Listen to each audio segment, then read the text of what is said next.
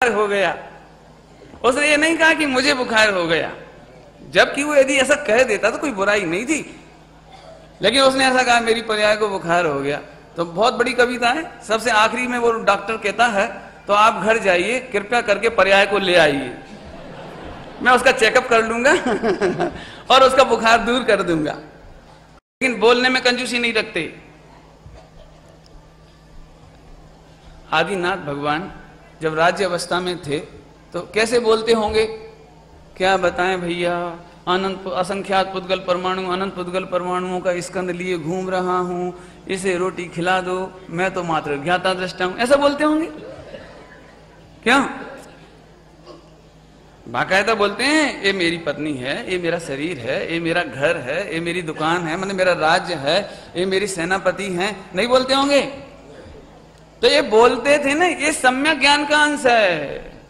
सुबह एक बात बता दी है, मिथ्या दृष्टि को कोई नए नहीं होते, जितने नए होते हैं वे सम्यक श्रुतक ज्ञान में होते हैं। काय में होते हैं?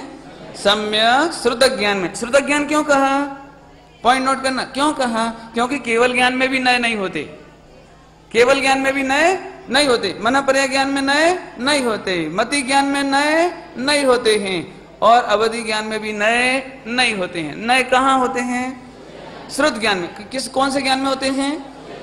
वेरी गुड, याद रह जाएगी बात, पॉइंट बाय पॉइंट चल रहे हैं।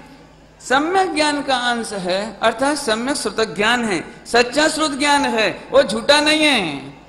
अभी मैं ऐसी बातें प्राय सुनता रहता हूं, अपन किसी से बोल दो भैया भोजन कर लो, ये तो भोजन को मैं तो जानता हूं, मैं भोजन को करता कहां हूं, तुमको इतनी सी बात नहीं मालूम, और हम झट से उसको मिथ्या दृष्टि कह देते हैं, ये तो मिथ्या दृष्टि है। काहे के पंडित जी, इतनी सी बात नहीं मालूम कि रोटी कौन खाता है, आत्मा खाता है कि देह खाता है? सुनो, तुम्हें नयों का सच्चा ज्ञान नहीं है।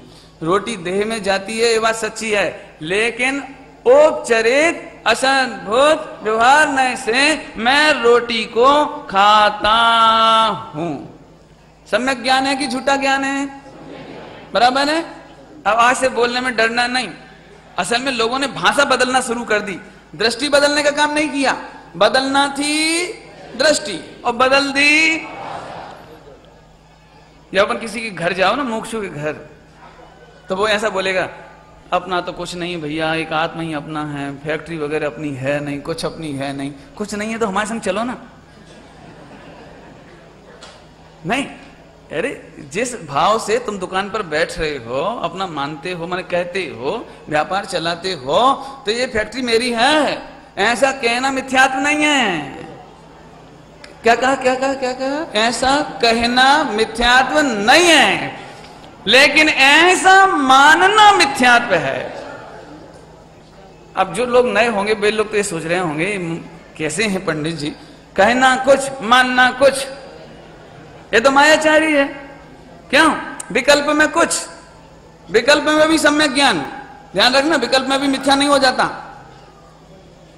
सम्यक दृष्टि छायक समकिति तीर्थंकरों को भी विकल्प काय का चलता होगा, ये मेरी पत्नी है, ये मेरी पत्नी नहीं है, ये मेरा राज्य है, ये मेरा राज्य नहीं है, ऐसा विकल्प नहीं चलता होगा। तो विकल्प चलने से मिथ्या हो जाता है। ध्यान रखना, आप सब इसलिए परेशान हो कि मैं मिथ्या दृष्टि हूं। बोले क्यों? क्योंकि मुझे अभी भी शरीर का विकल्प आता रहता है, खाने का विकल्प आता रहता है, कमाने का विकल्प आता रहता है, दुकान जाने का विकल्प आता रहता है, और पत्नी बच्चों के प्रति विकल्प आता है।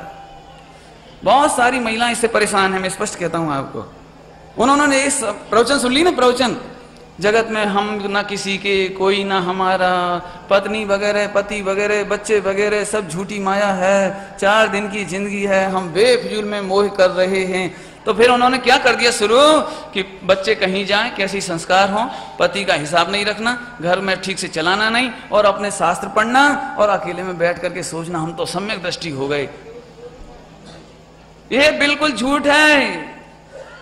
आपके विकल्पों में प्रवचन सुनने के बाद भी यदि भोजन बनाना आता है, घर चलाना आता है, बच्चों के प्रति राग आता है, तो राग गुणस्थान प्रमाण है, मात्र उसे भिन्न जानो।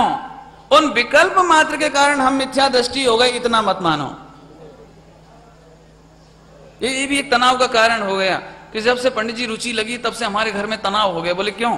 कि पत्नी को तो भगवान आत्मा सुहाया, उससे जो दिन से तो उसको सब्जी बनाती है तो नमक की जगह मिर्ची डालती है, मिर्ची की जगह शक्कर डालती है, पता भी नहीं लगता क्या होता है। और फिर पूछो तो इसका नाम वैराग्य। बिल्कुल झूठ। सम्यक दृष्टि बावले नहीं होते, सम्यक दृष्टि पागल नहीं होते, सम्यक दृष्टि इतने बढ़िया होते हैं। अब क्या कहूं आपको, जब नेमिनाथ भगवान की बारात जा रही थी ना, तब विश्व के सबसे कीमती गहने पहने थे, और उस दिन भी उन्होंने बढ़िया उपटन लगाया था और पूरा मेकअप हुआ था। मेकअप माने मेकअप मतलब ये कॉस्मेटिक नहीं, बाकायदा। ऐसे नहीं जा रहे थे क्या करें अब कर्म के उदय के मारे हैं चले जा रहे हैं, ऐसे नहीं जा रहे थे, बाकायदा बिल्कुल ऐसे जा रहे थे। अब वो अलग बात है, राग टूट गया चले गए, वो जुदी बात है। लेकिन जब तक विवाह हो रहा था तब तक विवाह जैसे परिणाम थे, और विवाह जैसे परिणाम होने से मिथ्या दृष्टि नहीं हो गई। इसलिए मुझे इसका वजन खोलना पड़ा, सम्यक ज्ञानांश। हम आप में से बहुत सारे लोग परेशान हैं केवल विकल्पों से। सुनो, विकल्पात्मक ज्ञान माने ज्ञानात्मक नए, विकल्पात्मक नए माने ज्ञानात्मक नए। और जब हम वचन में कहते हैं, क्या कहते हैं, भैया मुझे तो दुकान के मारे चैन नहीं पड़ती, मुझे तो पत्नी के बिना अच्छा नहीं लगता, तो ये सम्यक ज्ञानांश है। क्या कह रहे पंडित जी, सम्यक ज्ञानांश? अच्छा मैं पूछता हूं, रामचंद्र जी की जब पत्नी का हरण हो गया सीता जी का, तो रामचंद्र जी क्या कहते होंगे, वो जो मेरे संयोगी साथी था एक जीव, क्यों ऐसे, जिसको लोग मेरी पत्नी कहा करते थे, ऐसे बोलते होंगे। अरे आंखों में से आंसू आते थे, कहते थे मेरे सीता के बिना रह नहीं सकता, जब लक्ष्मण का देह छूट गई मैं उसके बिना जिंदा नहीं रह सकता। ऐसा विकल्पात्मक भूमिका में भी सम्यक दर्शन रहता है। हम तो अभी ये थोड़े बहुत विकल्प आते हैं, इनसे ही परेशान हो जाते हैं। इसलिए आचार्य देव ने बहुत कृपा की कि ज्ञानात्मक नए और वचनात्मक नए। वचन में बोलेंगे हम, क्या बोलेंगे, मेरी फैक्ट्री में घाटा हो गया, मुझे चैन नहीं पड़ रही, बिल्कुल सच्ची बात है।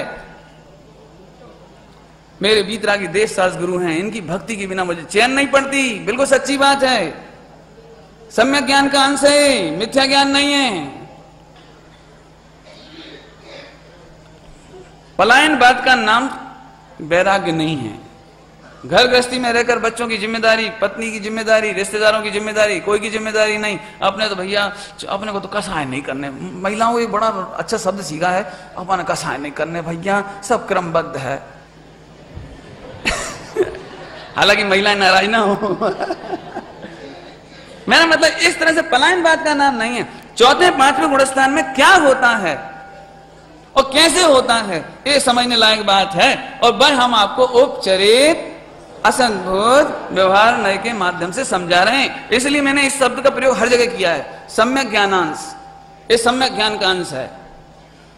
इसलिए आप विकल्पों से हैरान नहीं होना। आप जैसे एक लड़का कहे बहुत रुचि धर्म की, अब वो इसलिए डिप्रेस हो रहा है, पंडित जी रुचि तो इतनी जबरदस्त है कि भगवान आत्मा अस्पर्शी है, लेकिन क्या करूं, मुझे शादी करने का भाव आ रहा है, क्या करूं, क्या नहीं होगा, फंस रहा हूं, नरक में जा रहा हूं, हे भगवान हे भगवान हे भगवान। चुप, कुछ नहीं हुआ। ये विकल्प तो 19 तीर्थंकरों को भी आया था। वो विकल्प आना अलग बात, प्रवृत्ति होना अलग बात, और श्रद्धा में भगवान आत्मा अस्पर्शी है ये अलग बात। अस्पर्शी भगवान आत्मा दृष्टि में है, ये सम्यक दर्शन का विषय। और जो शादी करने का भाव आया है वो चारित्र मोह का उदय, सम्यक ज्ञान का अंश। चारित्र मोह का उदय होने पर भी, ऐसी प्रवृत्ति होने पर भी वो खुलकर कहता है मेरी पत्नी है, मेरे बच्चे हैं और मैं इनके बिना जिंदा नहीं रह सकता, ऐसा भी बोलता है। और उस तरह की पीड़ा को भी भोगता है। फिर भी आचार्य कहते हैं वो सम्यक ज्ञान का अंश है, वो मिथ्या ज्ञान नहीं है। देखो मैं इसलिए कहता हूं, आपने सम्यक ज्ञान, सम्यक दर्शन और वैराग्य, इनको बहुत रूढ़ अर्थों में लिया है, रूढ़ अर्थ में, जबकि जैन शासन बहुत उदार है। ख्याल में आया?